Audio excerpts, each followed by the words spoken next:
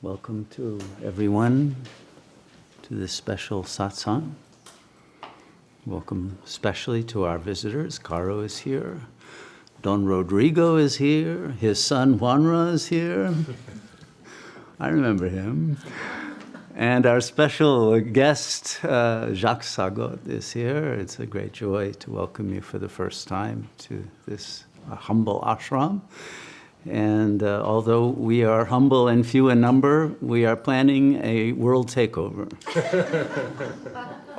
I shouldn't have mentioned that. Through artistic renaissance and a raising of intelligence to the level of divine power, so that we can right all the wrongs and create a new world order based on goodness, truth, beauty, and divine love.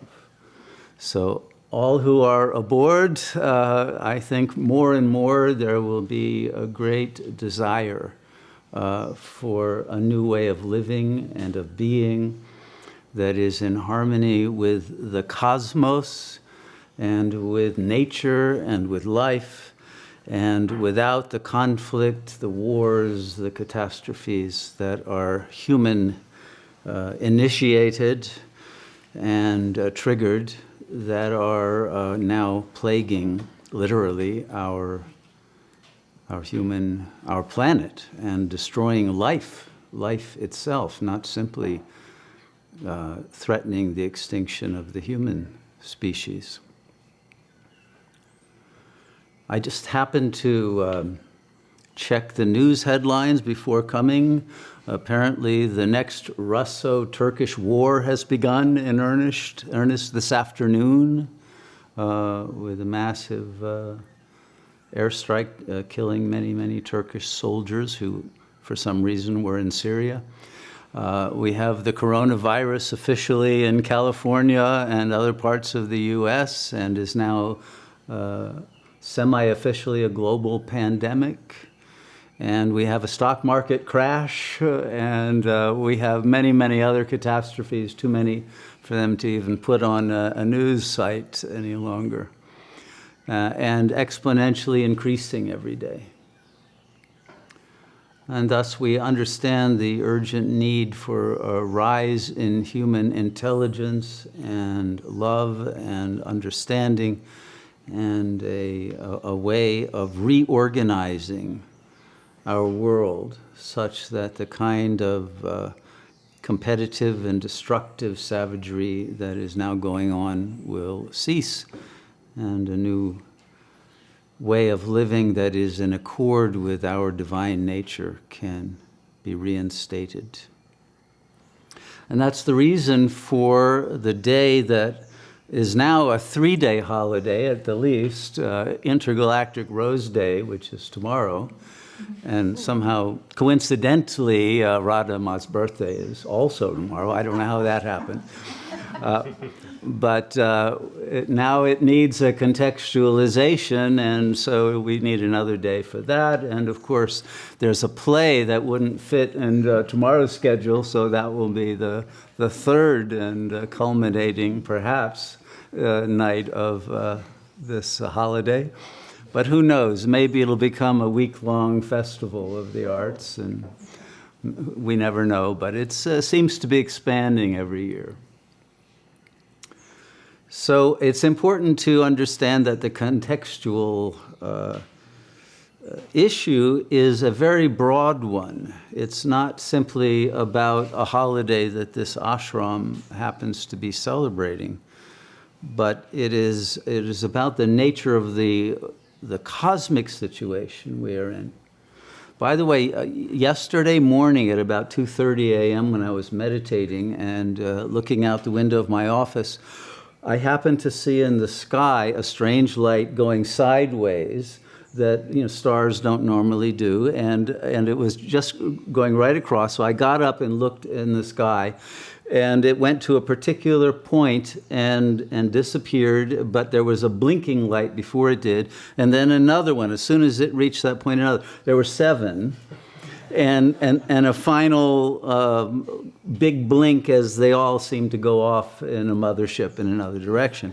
So I gather that that's also part of Rose Day, and that we are being signaled that we may have some other contributions to this extraordinary holiday in future, and I've had other signs as well that I won't go into now, that contact is in a very public and formal way is not far in the future.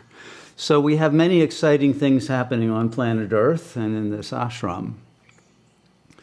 But it's also important to understand the shadow side of the world situation. And I think it's important to put it into an archetypal context.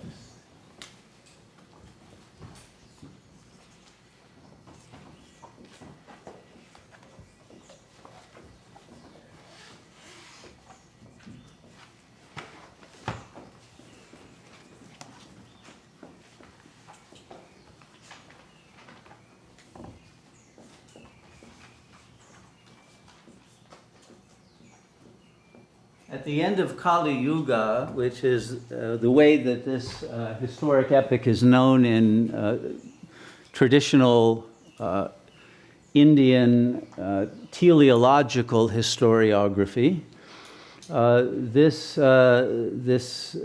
time period is the time of the deepest darkness. And at the end of this time period, all goodness disappears from the planet. And I think most of us recognize that we no longer live in a good world. We no longer trust the goodness of people or of institutions, governments. We don't think the air is good to breathe most of the places. The food isn't so good for you. Nothing is good, either in a sense of the lack of contamination, etc., but moral goodness has pretty much disappeared. We live in an immoral, globalized civilization that has deliberately let go of all the traditional values of nobility and truth-telling and all of that. So disinformation. It's even legal for the US government to lie in public. It used to be they would do it, but it was not legal to do it. Now it is actually legal. So you have a fall of values, of trust, and therefore of a sense of security, that humans will not act like wolves and other predators toward one another. And so that sense of the goodness of people has turned into a very sinister paranoia about the violent crime and the other types of betrayals that go on in the world at every level. And so we have lost, the way that the Indian philosophy puts it is, we have lost the right to goodness at the end of Kali Yuga. We have lost the right to live in a good world because those who are living in it have themselves lost their goodness. And therefore the world that they live in will reflect that lack of goodness. Secondly, they say that what will become clear is that there is a loss of intelligence in the world, that the world will no longer produce intelligent leaders or statesmen or intelligent, even in science and technology. We have seen a collapse of the scientific genius. It's no longer producing the kind of insights and paradigm shifts and revolutions that Thomas Kuhn wrote about 50 or 60 years ago that was the engine of scientific creativity. We don't see that anymore, and we don't see any longer the technological developments. There's now a plateau, and in fact even in some areas a loss of capacity, and a loss of the attention span of workers in these very high-tech areas that demand complete concentration for hours on end, for years on end. But the attention deficit disorder that has become pandemic in the world has caused the capacity of the operators of this very fragile social web and network of high-tech industries and nuclear reactors and military and other kind of industrial plants that are very dangerous to have many accidents, some sabotage, of course, but many breakdowns. And this is also increasing exponentially. And very little intelligence any longer in the field of the arts or philosophy or of any of the humanities that we used to depend upon for our inspiration and moral guidance, etc. So that lack of intelligence has shown up as a complete corruption of the university system around the world, being bought up by the corporate powers and being simply a money-raising industry as well. So the very desire to develop that genius that used to be part of the human spirit has been dumbed down and almost eliminated. Then you have the third one, which is probably most relevant to Rose Day, which is that we live in a world that's no longer beautiful. Even Costa Rica, with its famed beaches, no longer have the beauty they once had. Too much garbage, too many ugly hotels, too many tourists taking selfies on the beach and having orgies and other kinds of things. A degraded scene, and no longer what it used to be. But of course, that's the whole world. The beauty of the world has almost disappeared. Even the beauty of human beings is literally not what it used to be. And the beauty of the arts. In fact, beauty was pretty much jettisoned as even an ideal in modern art. Once Marcel Duchamp brought the first urinal into the museum, I forget which one it was, I think it was Museum of Modern Art in New York. Well, that pretty much signaled where art was headed, and that was already a high point, and it's gone way down from there. I don't think I need to belabor that point. So beauty in itself, and I want to focus more on beauty tonight because we want a renaissance of beauty. And it's important to know what beauty is. I'm sure Jacques has some deep insights, perhaps even far deeper than I have thought about the subject, since that's his field of beautiful music. But I think it's important to approach beauty from an intercultural, philosophical perspective to understand why it has fallen the way it has. But it's no longer interesting to live in a world in which there is no beauty. And that is also a cause for great depression in the world. And when beauty and intelligence and goodness are all lost, then what you have is an epidemic of depression and of suicide, which we are seeing in the world. That people who no longer have a vision to live out, an ideal to follow, because even the religious organizations have been corrupted and stained by scandal, etc. So the world, which is basically hegemonically indoctrinated into materialist atheism anyway, no longer has the ability to even attempt to reach to transcendent levels of beauty and of truth and of goodness. And so the world is collapsing into a state of nihilism.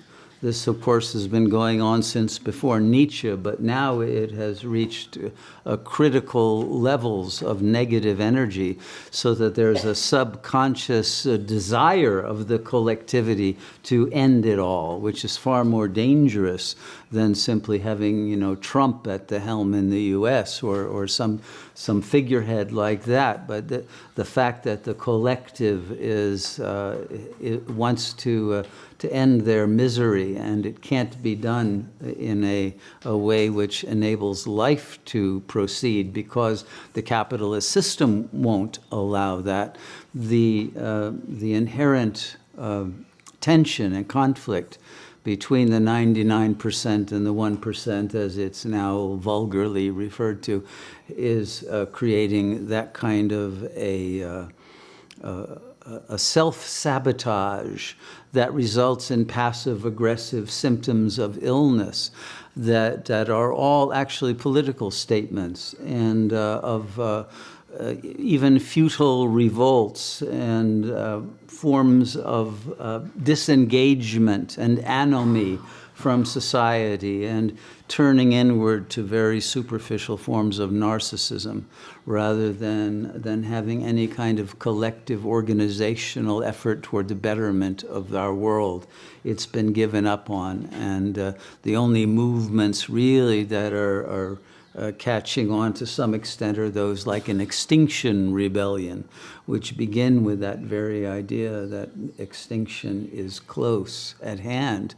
And it is that kind of a theme and a tone that now has captured the understanding, and the probably made very bitter the hearts of the multitude.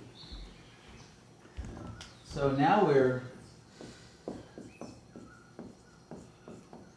in a situation where we can no longer depend on health in the world. I think this coronavirus pandemic is perhaps the first of the full-on plagues that are destroying human health.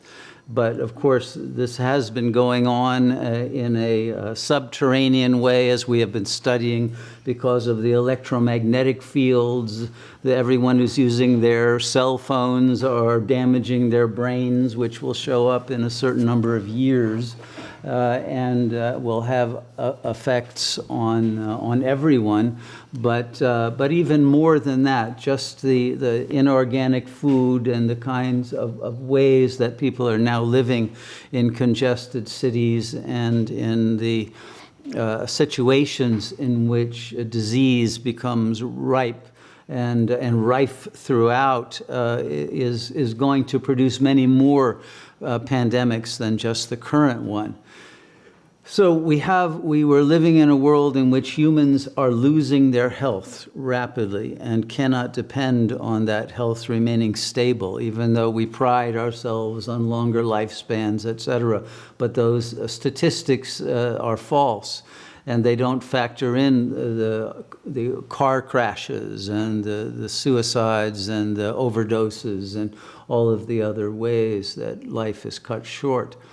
But health itself as a standard that people could depend on, as well as the medical institutions, the hospitals, etc., will soon be overloaded and are already pretty inefficient to take care of people. And the allopathic system isn't really about health. Again, it's about profit, and it's about doing very high-tech kind of operations, but not about preventive health, not about the ways that disease can be eliminated, but only ways that body parts can be lopped off in order to increase one's lifespan when one has a disease. It's a pretty vulgar and primitive form of medicine that is now being practiced. So as we begin to lose that health, the next one begins to come in.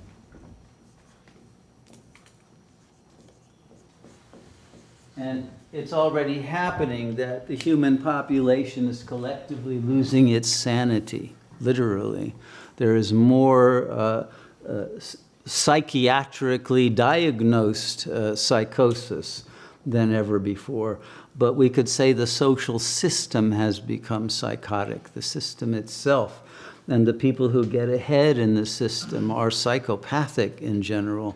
That means without conscience and without values and without interest in intellectual development, but only in the brute power that money and military and gains of prestige can offer.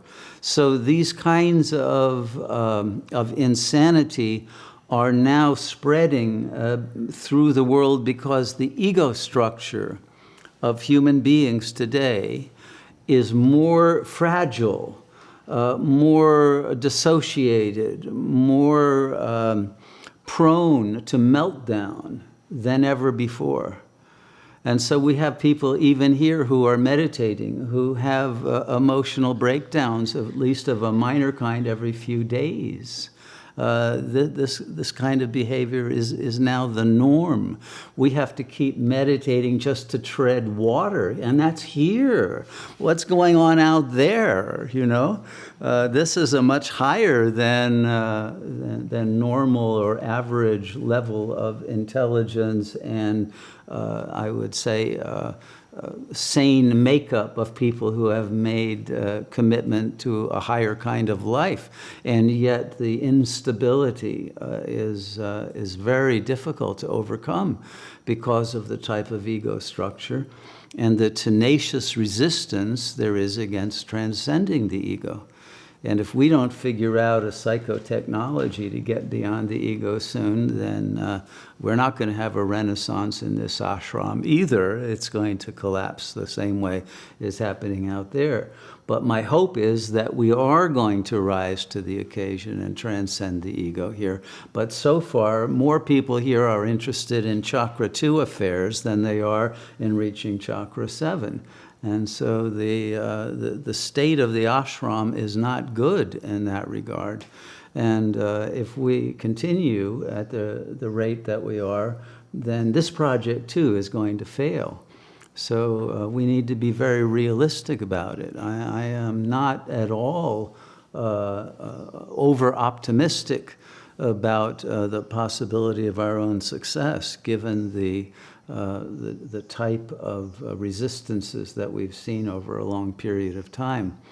And the ego is incorrigible to such an extreme extent that it will do anything to hold on to its pseudo-autonomy. But it does that at the expense of being able to sustain coherence. And as things get worse and the ego is becoming more fragile, more fractured internally, more in conflict with itself, what happens is that it becomes very easily destabilized by simple interactions that are unpleasant. Let alone people, let's say, smoking cannabis or taking more powerful substances. These things can actually destabilize and bring psychotic breaks. It's no longer a joke to take these kinds of substances. They can easily initiate paranoia and schizophrenia and reactions that are permanently disabling. People think that it's a high and it's fun and all of that, but I think that the cannabis legalization is actually going to backfire because people are not using it therapeutically, let alone shamanically, but they're using it simply to try to evade the subconscious negative superego self-attacks and try to get into a space in which they can feel high. But it also makes the subconscious, the sensor barrier permeable to exactly those negative energies and thought forms that can be extremely self-destructive. So we have to understand that all of these things are happening and there is a psychic contamination that occurs. Everyone is affected by everyone else's insanity. And it tends to create a morphogenetic field of ever greater movement towards psychosis and toward violence and toward suicide, et cetera, et cetera. So we have a difficult situation that's becoming exponentially more difficult. And we should not take our sanity for granted, even if you feel extremely stable. And I don't think most people do. But even if you do, if you are not stable at a level beyond the ego, it's not going to remain stable for very long. The karma will catch up with everyone as the vibrational frequencies of Kali Yuga become ever more negative, and people out there more hopeless and motivated by the lower death drive. So beyond the loss of sanity, well, sixth one is the loss of life, of course. Literally, we are witnessing whole nations being destroyed that will never return, and whole areas, geographical areas of the world that are unlivable, whether due to radiation, like the Chernobyl area in Ukraine, or Fukushima in Japan, or so many others. But literally, we are reaching a point where the life itself on Earth will become a thing of the past, except for very small groups that will remain after the nuclear conflagrations that are not that far in the future. So, and then the final one that will go, of course,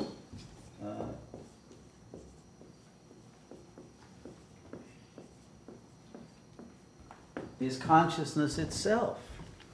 What else do people have? What is the real wealth that we enjoy? It's consciousness. This is the reason why people don't want to die. Really, they don't want to lose consciousness. It's a terror. But beyond death, you actually don't lose consciousness. But beyond the final death at the end of Kali Yuga, if you haven't gotten out of your ego, there will be a literal end, a rupture of consciousness. It will culminate in bardo states that people, souls, consciousnesses will enter after the death of the physical body, that the Tibetan Buddhists know all about, that are actually very accurate, even though portrayed in terms of medieval Tibetan mythology, but they will be equivalent types of situations that will literally tear apart the ego, destroy it, and end it in a dream state after death. That is just as real as this waking dream state in life, and bring it to an end. It won't be the end of life. There will be a new beginning, but most of all of the souls who are here now will not be part of it unless they have gotten to the vibrational frequency that will have continuity of consciousness. So these things may or may not interest you or be important to you, but if you're not at that vibrational frequency, you're not going to get to the party. And the party will happen. The Renaissance will take place. But whether it takes place on this planet or somewhere else is another question. And that's our karma, of whether we deserve it or not. And we have to take responsibility for being the ones who are worthy, who become Aryans again. Arya meaning noble and divine, and turned into angels before the destruction. It's only that will enable us to return as avatars. But without doing the inner work now, it won't happen. This is the last little margin that is offered as a window of opportunity for transformation. And then things will become way too chaotic to be able to sit and meditate or have satsangs like we're doing now. This kind of a gathering is a luxury. And it's not a luxury that can happen in most parts of the world, or in which people will tell you the truth the way it really is. And so the capacity for the transformational process to complete itself is also running out. And that is also what we are losing the right to. So this is the situation we face. And how do we proceed? We can't get these back through any direct efforts, but we can by becoming models, embodiments of goodness, intelligence, and beauty that are connected to the source of the creative power that gave life to this planet in the first place. We can become, again, transmitters. In the same way that art was always, at least in the West, an attempt to transmit the archetype of beauty into the world as a representation of that which could not be expressed in some kind of discourse. So let's go to the issue of beauty. Purusha, could you erase that?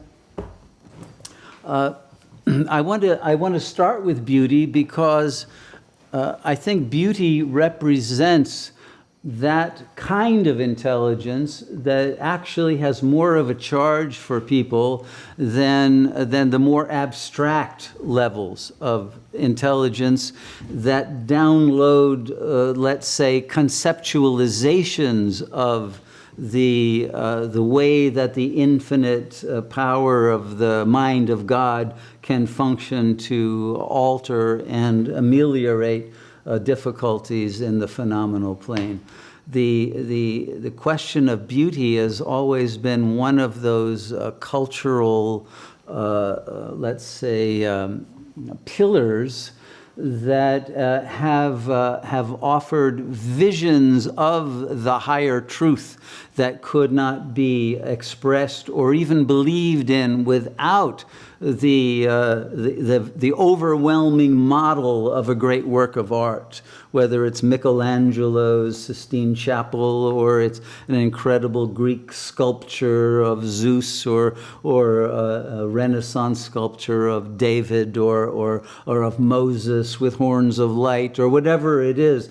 Those overwhelming pieces would trigger a response of the soul and the heart to that beauty that would instill a kind of revelationary and revolutionary reaction that would give a new lease on life to the spirit that wants to unfold in all human beings to become embodiments of beauty and of the intelligence that can transmit beauty.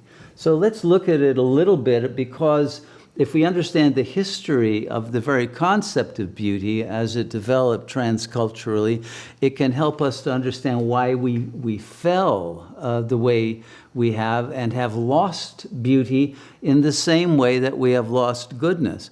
You remember at a recent retreat, we talked about the fall that happened just between Plato and Aristotle. Plato defining the good as the one, that transcendent goodness. He wouldn't use the word God, but of that supreme being that gave forth the supreme nous or mind, and then the blueprint for a world. That good. Aristotle then said, well, what good is that good? We can't reach it. We can't apply it. Instead, give me a good pair of pliers. Give me a good meal. Give me a good lute that I can play. He wanted a more pragmatic version of goodness. And it's the Aristotelian model of the good thing that I can use that became the aegis of goodness, the emblem, rather than the good of the supreme being, whose goodness was beyond the reach of an ego. And having fallen into ego consciousness, one could only have some idealistic aspiration, but not a realistic sense that one could embody the good in that sense. Of course, the Platonists continued. The Neoplatonists said, no, Aristotle, you're wrong. And Plotinus wrote his Aeneads, famously downloading more information from the good. And it went on through Proclus and even Denis the Areopagite, Dionysius the Areopagite, as he's usually called, who brought Platonism back into Christianity and saved it just by a hair. But it's still, we have lost that actual desire to contemplate the good and embody it in the way that was always imagined was the duty of philosophers and of all beings who love wisdom. So there are three main aesthetic philosophies. Let's call it the Vedic, the Greek, and the Chinese that were at the beginning of Kali Yuga. Of course, before all three of these, and all three of these are Aryan in a technical sense, but all of these, of course, are later legacy fallen civilizations that did not participate in the earlier renaissances of ancient Egypt that had already disappeared, and the ancient Greeks got a tiny bit from them, but more from India. And of course there was Iran that developed and split off gradually from India, and the Zoroastrian culture developed. But it had basically the same aesthetic sense. But the relationship between these three have caused a very interesting context now for this globalized world that we're in. The Greeks did take their idea of beauty from the Indian sages. And the word for the beautiful was to kalon. Now, interesting, what the Greeks did was to say not only are things beautiful, but there is the beautiful. This was Plato's idea. There are beautiful forms in the world of forms, a dimension of consciousness that is transcendent of the world. And what we see in the world are imitations of those Platonic forms, or archetypes, to use the Jungian term. So there is beauty and there is the beautiful. And for the Greeks, the attempt was to represent the beautiful in works of art. So art became a form of representation. And it was an effort to try to bring the beautiful within the capacity for sensuous perception to be able to directly encounter. And the word for sensuous perception, of course, is aesthesis. So we have aesthetics that became the form of philosophy that was the theory of art. But it's not really art. It's simply five senses perception. But real beauty was originally not about what the five senses could perceive, but only what could be perceived with the third eye, with the transcendent contemplative consciousness encountering the mind of the good, the one, the supreme being.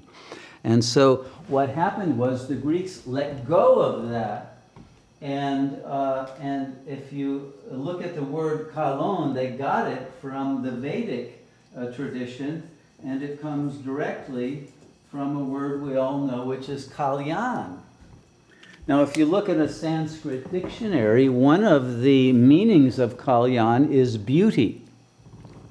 But it's in the reference to a beautiful soul. A beautiful soul is one who is generous. And so the idea of the beautiful for the Greeks became divine generosity. Generosity that would pour forth to the world as a cornucopia of rich insights.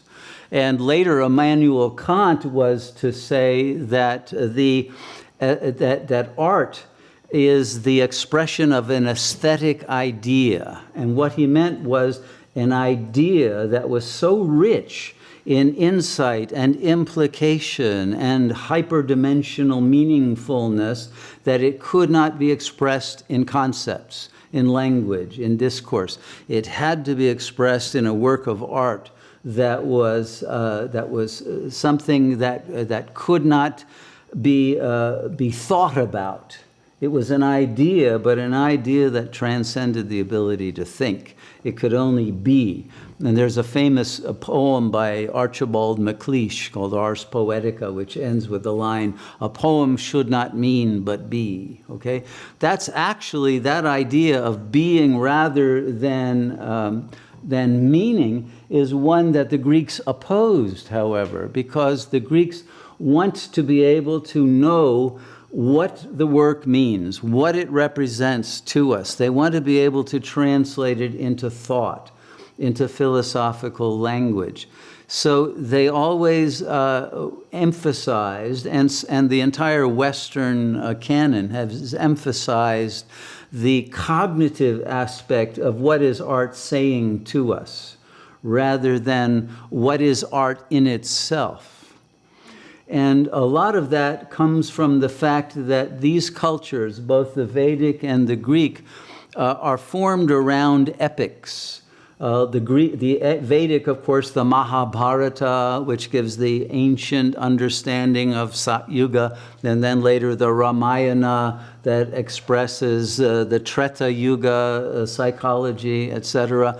And in the Greek society, of course, you have the Olympian mythology, and you have Homer, the Iliad, the Odyssey, etc. So you have this literate culture that forms around these epics that contain a discourse. In the Middle East, you have the Epic of Gilgamesh, etc. In China, there is no epic. There was never an ancient Chinese epic. They went directly to the understanding of the Tao. I shouldn't even say the understanding of the Tao. They went to the Tao. So here, what the Chinese did was take not Kalyan, but the higher form of beauty, Sundaram. Sundaram is not the beauty that you can see or that you can put into a work of art. It's the beauty of God. It's the beauty that the Sundaram became in English the sun, the light itself, that is so strong that it blinds you. It doesn't create vision. In a way, it takes away the vision of the phenomenal plane. It washes that out and gives you a supernal light that is what is behind and pervading this world, but that is not in it. It is the mind of the dreamer, not the dream any longer. It is a different level of beauty. Well, for the Chinese, the Tao is that. It is the way that transcendent and ultimate intelligence and beauty and goodness all in one manifest in the world. And so the artist is not someone transmitting a representation from the plane of forms into the world and creating some perfect form. No, it's a direct transmission of the energy of the Tao that goes into the painting. There's no intermediary of a thinker, of an artist trying to produce an image of Mount Fuji or of some landscape or some king or queen or whatever. It wasn't, or let alone a religious painting of Christ on the cross or whatever else. It was an intention of directly expressing the energy of life, of consciousness. And so you would have very little on the page. Most was left to the imagination. There was only a few little lines of ink to represent perhaps a waterfall or a mountain or the mist of the gorge. It was all really left to one's imagination, because the beauty was not a phenomenal beauty. The Tao was expressing something that could only really appear as nothingness, but not a nihilistic nothingness, but of the potency that was prior to being, that would express itself as becoming. And the work of art would directly be inscribing the truth of the Tao. So you have a very different approach, one very intellectual by the Greeks, and the other just a direct, non-mentalized process of expression. And in the Vedic culture, you had both of these levels of beauty that were operating. One for the human level of consciousness to create a beautiful world, and the other, the recognition that if we are not in alignment with that transcendent beauty, we cannot sustain the beauty of the world. And thus in Vedic culture, there were always beings, as Plato also recommended in the Republic, that there would be beings who were guardians, who didn't participate in the activities of the world, but were the philosopher kings. In India, they weren't allowed to be the kings. They were the Brahmins and the yogis who lived outside of the social order, but inspired it. And like the prophets in ancient Israel, offered vetoes to kings making unwise decisions and that kind of thing. But they had no actual power nor wanted it. But they were able to bring in a message of truth and of beauty, and of that sustenance of the world that can only come from a source that is not contaminated by the world's entropic processes and its inherent fall into darker and darker ages. So the beauty was used as a protective barrier to keep society alive to the higher ideals, and in China to the Tao. But the Tao became misunderstood even by the Chinese writers. I think the last real Taoist was Zhuangzi. And many don't realize that Zhuangzi disagreed with Lao Tzu. Most people think of Taoism as what's written in the Tao Te Ching, but Zhuangzi's version of the Tao was totally different. He said Lao Tzu was wrong because Lao Tzu expressed that the Tao, the real Tao, it cannot be named. The real Tao is the Tao that is beyond the ability to grasp. And Zhuangzi said, that's saying too much. You can't even say that there is a Tao beyond our ability to grasp. You have to be at that point that you are the Tao that can't be grasped. But if you try to talk about it or mentalize about it, you've already fallen into theoretical nonsense. And that's the beginning of the end. If you turn the Tao into a concept, like in the West, turning God into a concept, soon people won't believe in it. And if you've said at the beginning that you can't grasp it and the real Tao isn't a Tao you can be named, then you can be sure that the name Tao will then refer to what is not the Tao.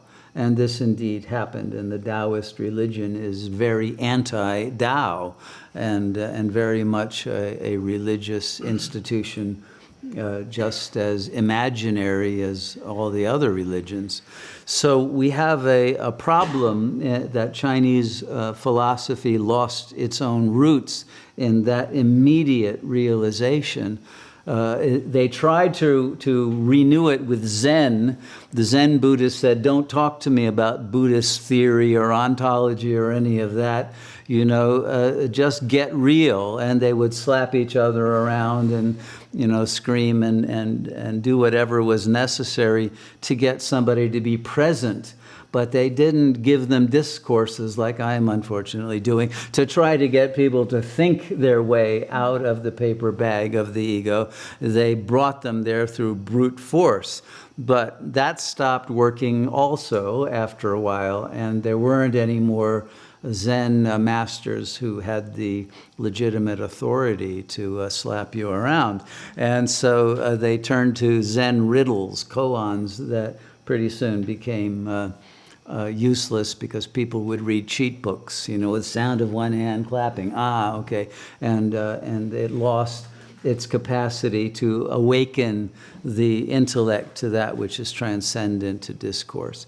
So the world has fallen under the oppressive control of language, and language under the oppressive control of those who manage the signifiers of the big other, and gradually indoctrinate people into lower and lower ways of understanding what is real. And because the real itself is inherently beyond understanding anyway, the real can only be grokked through an instantaneous letting go of the ego. There is no other way to know what is real, because the ego is an imaginary picture of the world that people choose to live in, and it's only when that picture is shattered that someone will get real. That usually happens only in moments of trauma. But now the whole world is facing a planetary trauma that is going to shake everyone out of their comfortable picture of the world.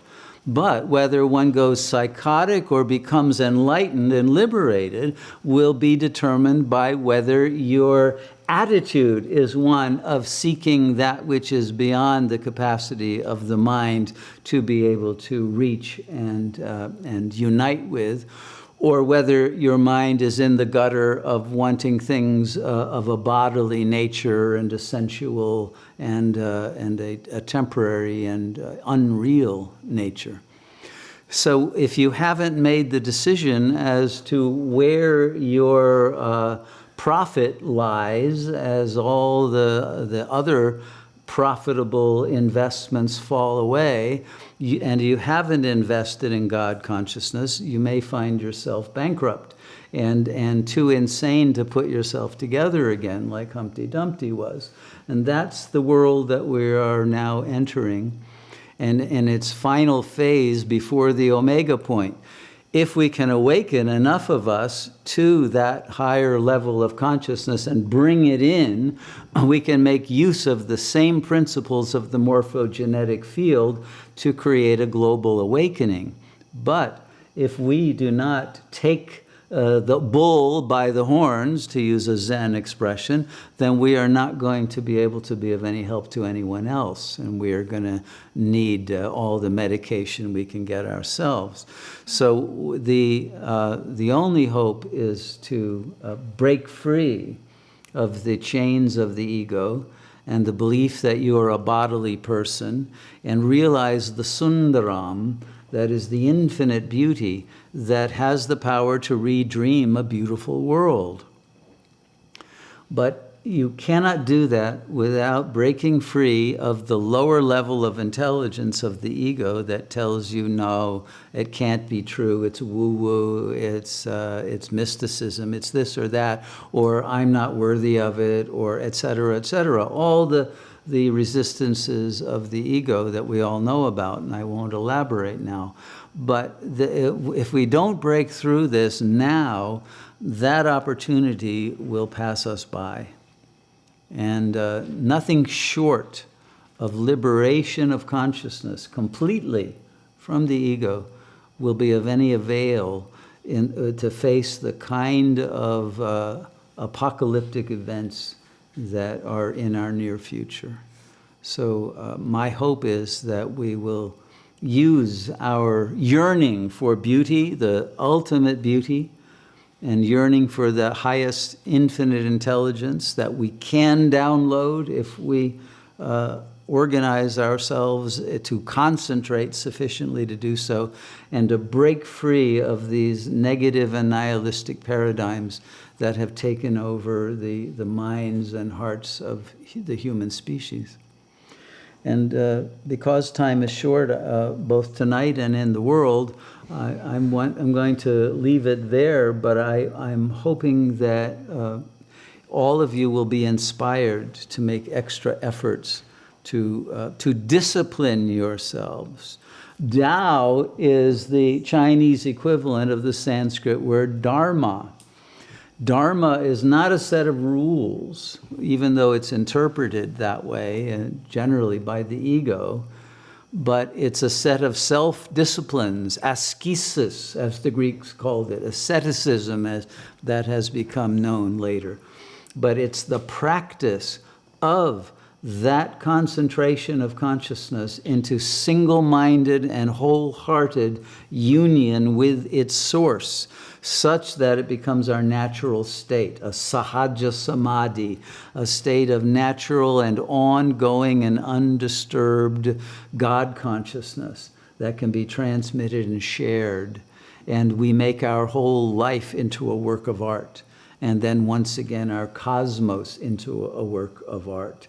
And there are artists from other parts of the cosmos who are coming to assist us in this transfiguration if we are not too paranoid and too psychotic to make use of that help. But the responsibility for reaching that level is for each of us to take for ourselves. For our own sake, for the sake of the world, for the sake of our infinite destiny and eternity beyond this life, and for the sake of that ultimate goodness in which we all participate.